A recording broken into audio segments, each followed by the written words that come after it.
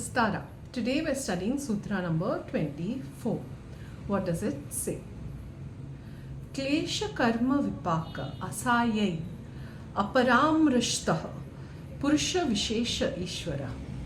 Klesha means afflictions, karma is actions, vipāka is effects, asaya is seed, aparāmṛṣṭaḥ untouched, Purusha supreme consciousness, viśeṣa distinction, Isvara is God. Maharishi Ved Vyasa translates the 24th Sutra as Isvara is a distinct Purusha, untouched by the vehicle of affliction, action and fruition. So what is the purpose of this sutra? Yesterday he told us surrender to God is a path of attaining the goal. Now today in this sutra he is telling us who is this God? Who is this Isvara? So he says, now who is called Isvara? That is neither the Mula Prakriti, the root of the matter, nor the Purusha, that is the conscious principle of the human constitution. So if we are trying to attain Purusha, then who is this Isvara? Why is he not Purusha? Why is he not Mula Prakriti? Why is he not the cause of Prakriti? So therefore he makes the categorization. Isvara is a distinct Purusha. There are other Purushas. Isvara is a distinct Purusha. What is his distinction? He is untouched by the vehicles of affliction, action and fruition.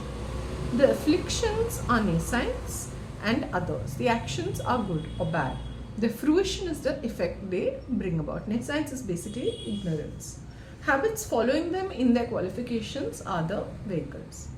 These, while really existing in the mind, are attributed to Purusha as he is the enjoyer of their fruit.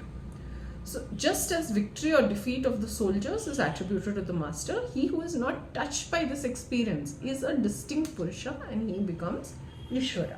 Right? So basically what is the Maharishi Ved Vyasa saying? When Purusha is entangled in Prakriti, enmeshed, he becomes the enjoyer of the fruit. So he cannot be Isvara. Isvara is distinct. Isvara is one who has absolutely no connection with the fruit. Okay. So just as a form of bondage is known in the case of Purusha. So you come out of the bondage and then Purusha is free from Prakriti. So also with Prakriti layers, form of bondage is known. But with Isvara, there is no form of bondage. There is no point at which Isvara is enmeshed in samsara. So he says, and then Vachaspati Mishra clarifies in the commentary that what is the reason? Why is it that Isvara has this status? And Maharishi Ved Vyasa in his bhashya is explaining the reason for that is the sacred teaching. What then is the authority of that teaching? The authority is the supremacy of his universal essence. So these two, the supremacy and the sacred teaching, exist in the universal essence of Isvara, eternally related to each other. For this reason, it becomes possible then that he is ever free and ever the Lord. Hence, he alone is an Isvara, whose divinity is free from equality or excess, and he is therefore a distinct Purusha. He is not the same as Purusha. Swami Satyananda explains it really well. He says, God is a special soul, untouched by afflictions, acts, their traces and their fruits. The nature of Isvara is basically what is being explained in the sutra. When he clarifies that potentially here, though the word Isvara is often translated as personal God, Patanjali does not believe in a personal God. Okay, this is coming from Sankhya philosophy. To him, the God, this Isvara is a person, is a consciousness that is so pure that it is completely free of any relation with karma and its effects. So Swami Satyananda explains that there are many varieties of yogas. Okay, there's karma yoga, there's mantra yoga, there is hatha yoga, there is kriya yoga, laya yoga, all many kinds of yogas. But the fundamental basis of all is the same. It is surrender to supreme reality. It is as true for an ordinary person as it is for a philosopher. So he says one can only surrender if one is aware of the limitations. As long as one believes one is important, the sense of I is there, one can never be a real bhakt. Real true bhakti only begins when you know yourself truly, and when you know your nature, and when you are sure about it. So, we are he says we are weak, but we think we are very strong. Ishvara pranidhana does not mean going to the temple or performing rituals. It is complete surrender through a continuous process of self-analysis for a long time. In addition to Ishvara pranidhana, Swami Satyananda says an aspirant should continue his other sadhana. So it is not that I've gone and I've bowed a certain number of times at the temple and therefore now I have surrendered. No, the surrender is to the process of knowing the truth. It does not matter, you can do all your other sadhanas, but your surrender is to reality. Ishvara is a particular God who is untouched by the 5 afflictions, 3 kinds of action, 3 fruit of actions, and the seed of karma. The afflictions are 5. What are the 5 afflictions?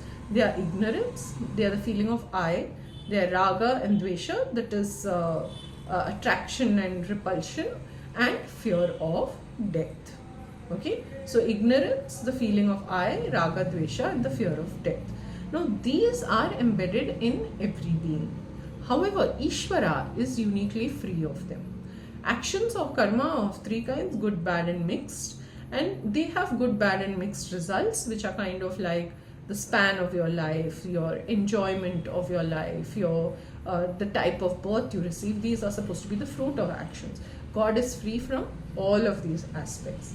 So these accumulated traces of our samskaras are called karmashaya. So Ishvara is free from the karmashaya.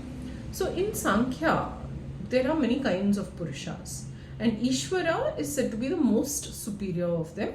God that is free from afflictions and all other bindings, and some of these bindings also bind the other purushas. So with Ishvara, there is no former state of binding, and there is no subsequent state of being free. Ishvara is consistently free.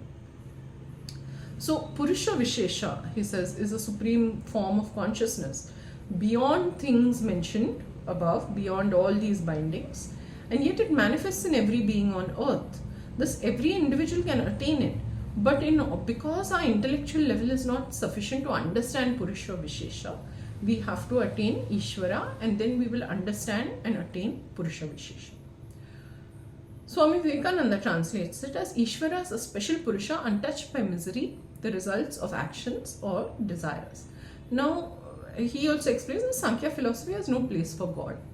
But the yogis believe in God, but they avoid the idea of a creator God.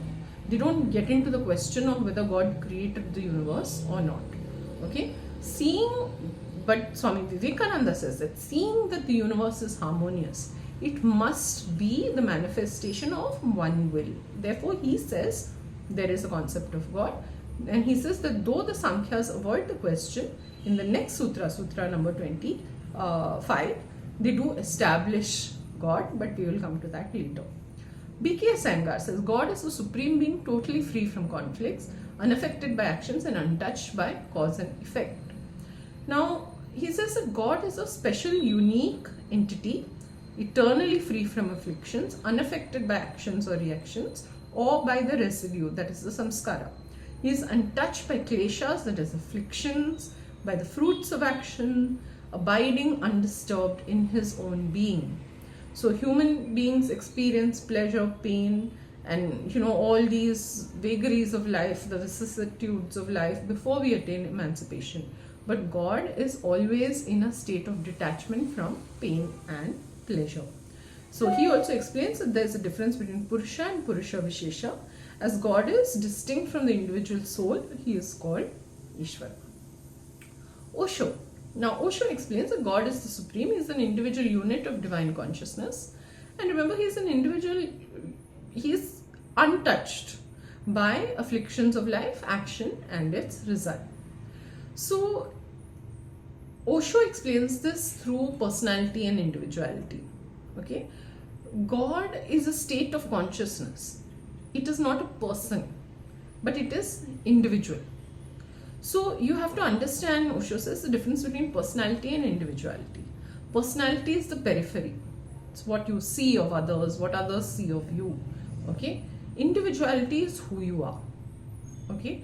So God, he says, is a individual unit of the supreme consciousness. So Isvara, that is what the distinction that Patanjali is making between puruṣa-viśeṣa and Isvara. Puruṣa-viśeṣa is the divine consciousness. Isvara is the individual unit of the divine consciousness. And he is untouched by the afflictions of life, action and its result. And Osho says you can become a God right now because you are already that. Okay? You are already God. So it is, you don't have to become something. You just have to realize that you are already that. And this happens through the process of surrender. Patanjali says, God becomes just this prop to help surrender according to Osho. And when the surrender happens, you become the God. So you say, now I'm not concerned with the result. I'm not concerned with the future. So he sees it more as this release of the ego is what allows you to give a complete surrender, make the effort total, and that surrender itself releases you into the state of Isvara according to Osho. Barbara Stoller Miller, as I explained yesterday, combines Sutra 23 to 29, and she says that the identification and role of Isvara and yoga varies. And she describes the distinction between Yogeshwara as used in the Gita to describe Lord Krishna or Shiva. And Patanjali seems to be saying that the seed cognition does not germinate in the Lord of Yoga since he is self-contained and omniscient. Okay, so he says that there is a distinction between Isvara and Purusha. Purusha is basically that which was enmeshed, and the seed of cognition must arise in Purusha. But we have to attain the state of Isvara, which becomes free. So distinction between Purusha and Isvara is that freedom from the prior state. Okay, so this is, and you can refer to Sutra number 23's description, Barbara Stoller Miller, for more details, since that covers 23 to 29. Thank you for listening. Do remember to click subscribe. Come back tomorrow for Sutra number 25. Thank you.